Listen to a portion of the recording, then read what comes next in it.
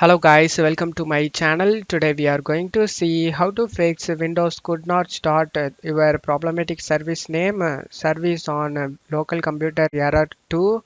The system cannot find the file specified in Windows 11, 10, 8 and 7. Let's fix it guys. You just need to check my video description for this download link. Select the download option and download it.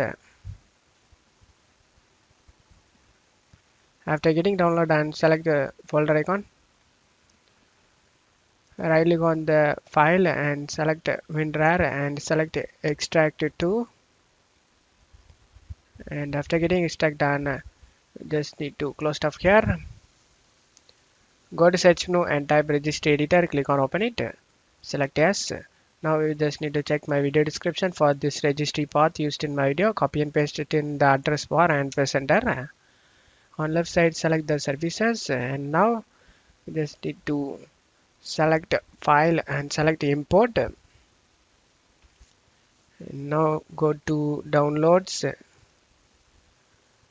and just need to open the services fixer we extracted. Select the services fixer.reg file and select open.